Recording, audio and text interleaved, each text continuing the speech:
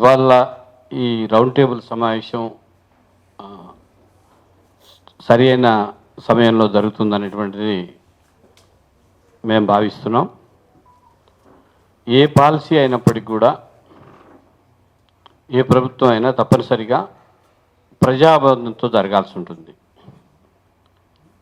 ముఖ్యంగా గత ప్రభుత్వం స్థానంలో గత ప్రభుత్వానికి భిన్నంగా మేము పరిపాలిస్తాము అని ఒక 6 వాగ్దానాలు చేసి 7వ వాగ్దానం మేము ప్రజాపాలన తెస్తాము అని కాంగ్రెస్ పార్టీ రేవంత్ రెడ్డి ప్రభుత్వం ప్రకటించింది. ప్రజాపాలన అంటే అర్థం ముఖ్యంగా ఒకవైపున హైదరాబాద్కు సంబంధించినటువంటి ఈ బ్రాండ్ ఇమేజ్ని ప్రపంచవ్యాప్తంగా తీసుకెళ్తాము. రైజింగ్ తెలంగాణ పేరుతో ఒక అంతర్జాతీయ స్థాయి జాతీయ స్థాయి ఒక సమిట్ని భారీ ఎత్తున రాష్ట్ర ప్రభుత్వం ఈ నెల 8-9వ తారీఖులో జరుపుతున్నటువంటి నేపథ్యంలో మరి ఒక ముఖ్యమైనటువంటి నిర్ణయాన్ని మీరు తీసుకున్నారు. ఏమిటది? Health policy. పెద్దలు చాలామంది హెల్త్ పాలసీ గురించి చెప్పారు. ఇదేదో ఆషామాషి వ్యవహారమో ఇదేదో లీకేజ్ వ్యవహారమో కాదు.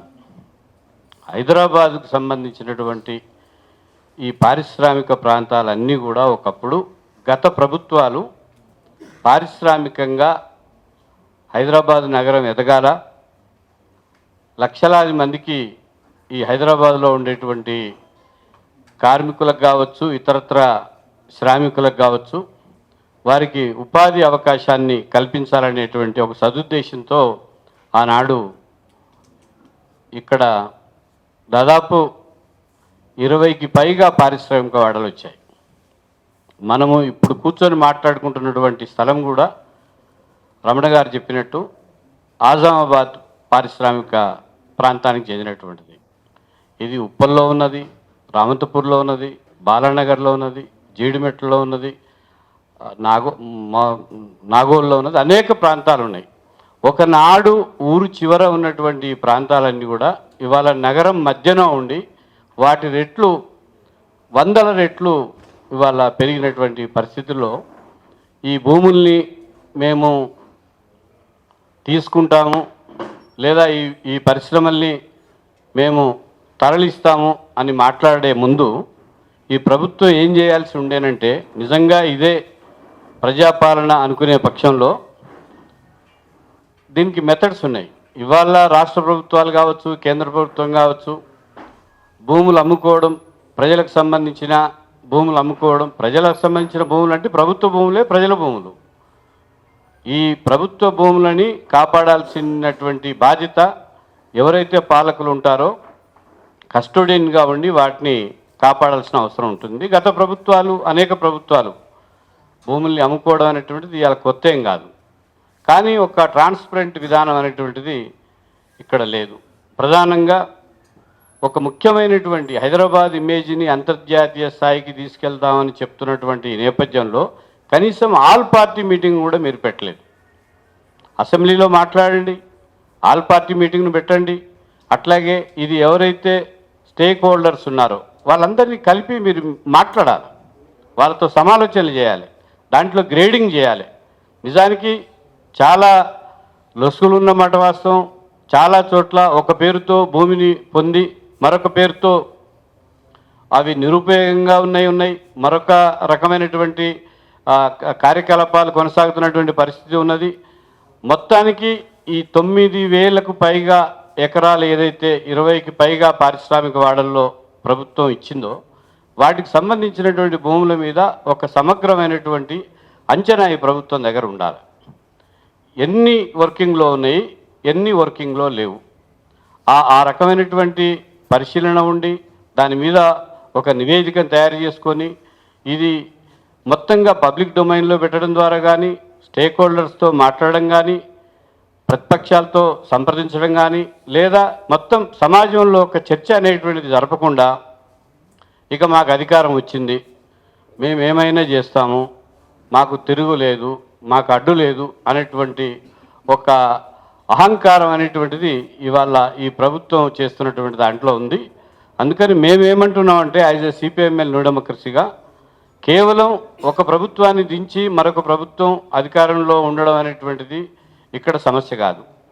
హైదరాబాదులో ఉండేటువంటి నగరం ఈ భూములు ఏవైతే ఉన్నాయో ఈ భూములన్నీ కూడా తప్పనిసరిగా ప్రజల అవసరాల కోసం ఉపయోగపడాలా, ఇప్పుడు ఉపయోగపడాలా, భవిష్యత్తులో ఉపయోగపడాలా. రమణ గారు చెప్పినట్టు నిజానికి నాలాంటి వాళ్ళం, నరసింహారెడ్డి గారు చెప్పారు, నేను హైదరాబాద్కు 45 ఇయర్స్ క్రితం వచ్చాను చదువు కోసం. నిజానికి ఇండస్ట్రియల్ ఏరియా ఎంత ఉండేదో మనకు అర్థమవుతూ ఉన్నది. అంటే జనాభా 40 లక్షల నుంచి దాదాపు 1 కోటిన్నర 2 కోట్లు. ఇప్పుడు మనం రకరకాలుగా ఓఆర్ఆర్ పోయింది, RRR అవుతుంది, RRR తర్వాత ఇంకేదో అంటున్నారు. 2000 కిలోమీటర్లకు పైగా హైదరాబాద్ నగరాన్ని భారతదేశంలోనే కాదు ప్రపంచ స్థాయిలో అతిపెద్ద సిటీగా నిర్మిస్తామని చెప్తున్నటువంటి సందర్భంలో హైదరాబాద్కు సంబంధించినటువంటి ఈ భూములు ఏం కావాలి? ఇవాళ కమ్యూనిటీ హాల్స్ లేవు, పబ్లిక్ స్కూల్స్ లేవు, హాస్పిటల్స్ లేవు, లేదా అనేక రకాల అవసరాలకు ముఖ్యంగా డబుల్ బెడ్రూమ్లకు సంబంధించినటువంటి విషయంలో మాకు భూములు లేవు కాబట్టి మేము అవుట్స్కట్స్లో ఎక్కడో ఇస్తాం. అవుట్స్కట్స్లో ఇస్తే వాడు పని చేసుకునేది హైదరాబాద్లో, నువ్వు అవుట్స్కట్స్లో ఇస్తే అక్కడ పోయి వాళ్ళు ఎక్కడ ఉండాలా? నువ్వు డబుల్ బెడ్రూమ్ అక్కడ ఇస్తున్నావు, సరే అక్కడి నుంచి వచ్చి ఎక్కడ పని చేసుకోవాలా? వాళ్ళ ఉపాధి అవకాశాలు ఏంటి? వాళ్ళ ట్రాన్స్పోర్ట్ ఏంటి? వాళ్ళకి సంబంధించినటువంటి పిల్లలు, వాళ్ళకి సంబంధించినటువంటి చదువులు, వాళ్ళకి సంబంధించినటువంటి జబ్బు వస్తే ఇంకోటి వస్తే ఎక్కడ పోవాలా? ఈ ఆలోచనలు ఏమీ లేవు.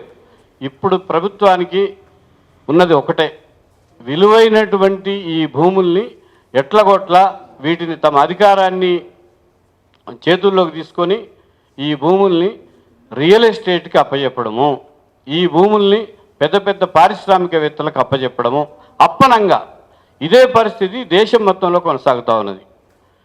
భారతీయ జనతా పార్టీ ప్రభుత్వం అధికారంలోకి వచ్చిన తర్వాత దేశంలో డిజిన్వెస్ట్మెంట్ శాఖ, ఎక్కడైనా ఇన్వెస్ట్మెంట్ శాఖ ఉంటుంది, కానీ మొత్తము నవరత్నాలు కావచ్చు, పబ్లిక్ సెక్టర్ను కావచ్చు, అయిన కాడికి తెగనమ్మి ఎక్కడికక్కడ వాటిని సొమ్ము చేసుకునే వైపుగా పారిశ్రామికవేత్తలకి లేదా పెద్ద పెద్ద అంబానీ అదానీ లాంటి వాళ్ళకి ఇస్తున్నటువంటి సందర్భం దేశంలో అగ్గువకు, అంటే అసలు నామమాత్రపు రేటు లక్షల కోట్ల ఉండేటువంటి భూములకి వేలల్లో తీసుకోవడం. ఇప్పుడు హైదరాబాద్లో కూడా జరుగుతుంది. ఏంటిది? ఇప్పుడు పత్రికల్లో వస్తున్నటువంటి కథనాల ప్రకారం మనకు అర్థమవుతుంది, నీకు 5,000కి 10,000కి తీసుకోవడం ఏంటి? హైదరాబాద్లో నువ్వు ఏ మూలను చూసుకున్నా కూడా ముఖ్యంగా ఈ 20 పారిశ్రామిక వాడలు ఏదైతే ఉన్నాయో ఎక్కడ కూడా ₹1,00,000కు ₹1,50,000 తక్కువ లేదు గజం భూమి అనేటువంటిది. నువ్వు 5,000కి ఇస్తా, 10,000కి ఇస్తా, 30%కి ఇస్తా, ఇదంతా ఒక రకంగా ఇప్పటి వరకు ఏదైతే హైదరాబాదు నగర ప్రజల పన్నుల మీద, నగర ప్రజలకు సంబంధించినటువంటి ఆదాయాల మీద, వాళ్ళు చెల్లిస్తున్నటువంటి పన్నుల మీద నిర్మించినటువంటి ఈ సొమ్మును, లేకపోతే విలువైనటువంటి ఈ భూమిని ఇవాళ అమ్ముకొని రియల్ ఎస్టేట్ చేద్దామనుకుంటే తెలంగాణ ప్రజలు చూస్తూ మౌనంగా ఉండడానికి సిద్ధంగా ఉండరు అనేటువంటి విషయాన్ని అర్థం చేసుకోవాలా. అందుకని మేము చెప్పేది ఒకటే, మీరు లగచర్లలో చేశారు, మీరు ప్రభుత్వంలో అధికారంలోకి రావడంతో మీ దృష్టి అంతా ఎక్కడ పడ్డది? లగచర్లలో మీ కాన్స్టిట్యున్సీలో ఉన్నారు. మేము ఆ ప్రాంతం వెళ్ళాం, మేము అరెస్ట్ అయ్యాం, దాని పరిశీలన ఇవన్నీ చేశాం. వెస్లీ గారు మేమందరం కూడా తిరిగాం లెఫ్ట్ పార్టీస్గా. ఏమైంది?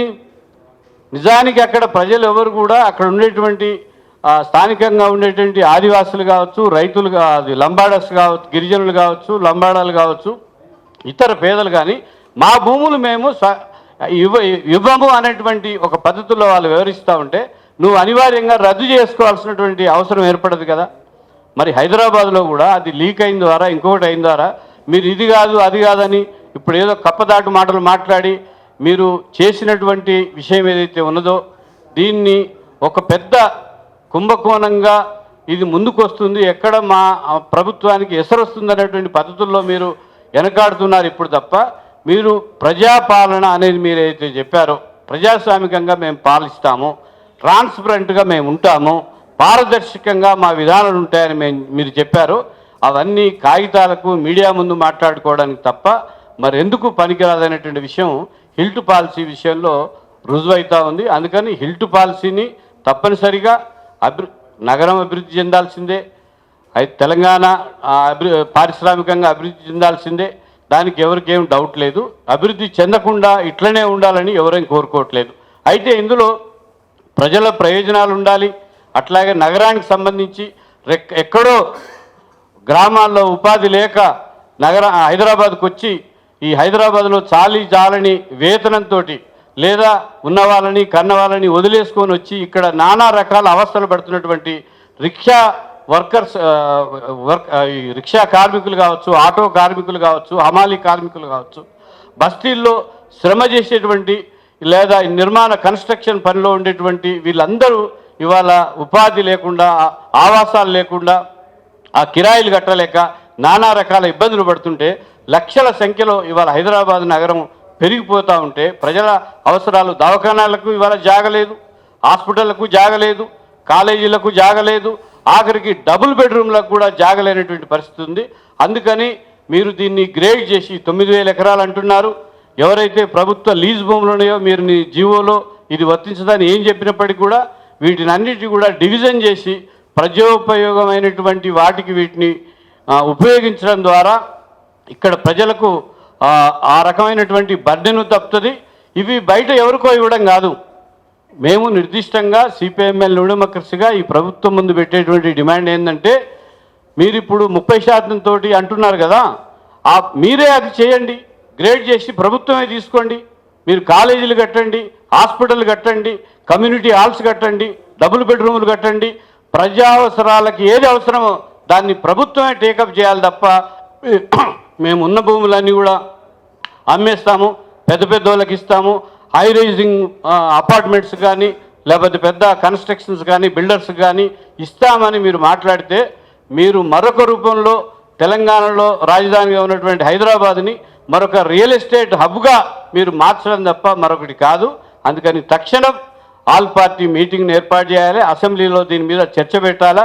మీరు అంతర్జాతీయ స్థాయిలో మారుస్తామని ఊరికే ప్రజల్ని ఊరగొట్టి ఇక్కడ ఉండేటువంటి వనరులన్నీ కూడా రియల్ ఎస్టేట్గా చేసి మాట్లాడదామంటే కుదరదనేటువంటి విషయాన్ని ఈ ప్రభుత్వానికి మేము చెప్తూ ఈ చక్కటి రౌండ్ టేబుల్ సమావేశం ఏర్పాటు చేసినటువంటి మిత్రులకి మరొకసారి ధన్యవాదాలు చెప్తూ నాకు ఈ అవకాశం ఇచ్చినటువంటి మిత్రులందరికీ కూడా ధన్యవాదాలు.